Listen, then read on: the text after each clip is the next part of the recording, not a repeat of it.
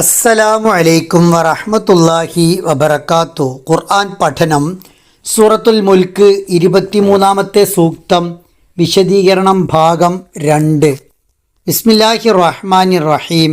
അൽഹംദുലില്ലാഹി റബ്ബിൽ ആലമീൻ വസ്സലാത്തു വസ്സലാമു അലാ റസൂലിഹിൽ അമീൻ വഅലാ ആലിഹി വസഹ്ബിഹി അജ്മഈൻ.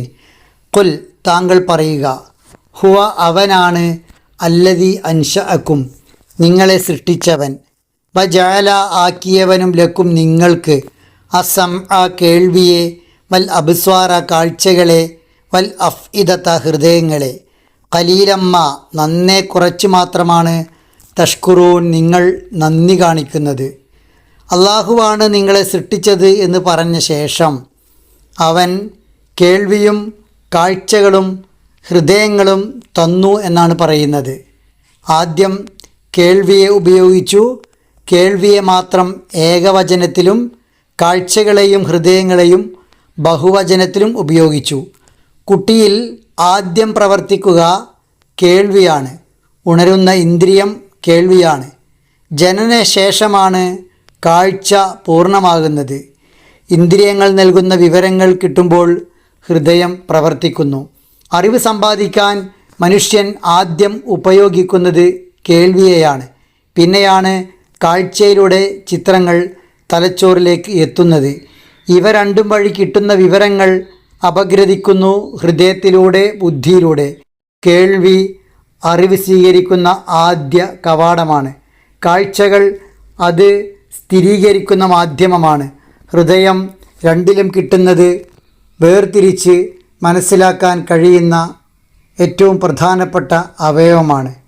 ജ്ഞാനസമ്പാദനത്തിൻ്റെ കൃത്യമായ ഘടന എന്നത് കേൾവിയിലൂടെ സന്ദേശം ലഭിക്കും, കാഴ്ചയിലൂടെ സ്ഥിരീകരിക്കും, ഹൃദയം വഴി അത് ഗ്രഹിക്കും, ഉൾക്കൊള്ളും. കേൾവി ശബ്ദതരംഗങ്ങൾ ഒരുപോലെ സ്വീകരിക്കുന്ന ഒന്നാണ്. കാഴ്ചകളും ഹൃദയവിചാരങ്ങളും വ്യക്തികൾക്കനുസരിച്ച് വൈവിധ്യമാണ്. എവിടെ നിന്ന് വന്നാലും ഒരേ കേൾവിയാണ് കേൾക്കുക. പക്ഷേ പല കോണിൽ നിന്നും പലതായാണ് കാഴ്ച കാണുക. സംഅ, അബ്സാർ, അഫ്ഇദ എന്നതിൻ്റെ ഒരു ആത്മീയ തലമുണ്ട്. അള്ളാഹുവിൻ്റെ ആയത്തുകളെയും അവൻ്റെ കലാമിനെയും കേൾക്കാനും കേട്ട് മനസ്സിലാക്കാനുമാണ് കേൾവി. കാഴ്ചകൾ പ്രപഞ്ചത്തിലെ ദൃഷ്ടാന്തങ്ങളെ കണ്ടു മനസ്സിലാക്കാനാണ്. ഹൃദയങ്ങളാവട്ടെ സത്യാസത്യം വേർതിരിച്ച് തൗഹീദിലേക്ക് എത്തിച്ചേരാനുമാണ്. അള്ളാഹു നിശ്ചയിച്ച ഓരോ അവയവത്തിനും ലോകത്ത് മറ്റൊന്നിനും സാധ്യമാകാത്ത മഹാ അത്ഭുതങ്ങളായ കഴിവുകളുണ്ട്. ലോകത്തെ ഏറ്റവും മികച്ച ക്യാമറയ്ക്ക് പോലും കണ്ണിൻ്റെ റെസല്യൂഷനോ അനായാസമായ ഫോക്കസിങ്ങോ സാധ്യമേയല്ല. ഓരോന്നും അങ്ങനെയാണ്. അള്ളാഹു സൃഷ്ടിച്ച ഓരോന്നും വ്യത്യസ്തമാണ്. മനുഷ്യന് സാധ്യമാകാത്ത അത്രയും പ്രാധാന്യമേറിയതാണ്.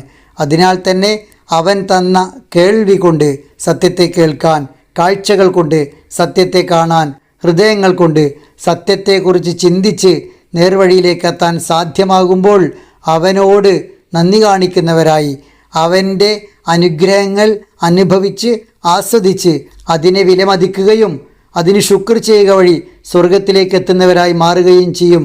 ആ അർത്ഥത്തിൽ എല്ലാ അവയവങ്ങളെയും ഉപയോഗിക്കാൻ സാധ്യമാകണം. അല്ലാഹു സുബ്ഹാനഹു വ തആല അനുഗ്രഹിക്കുമാറാവട്ടെ.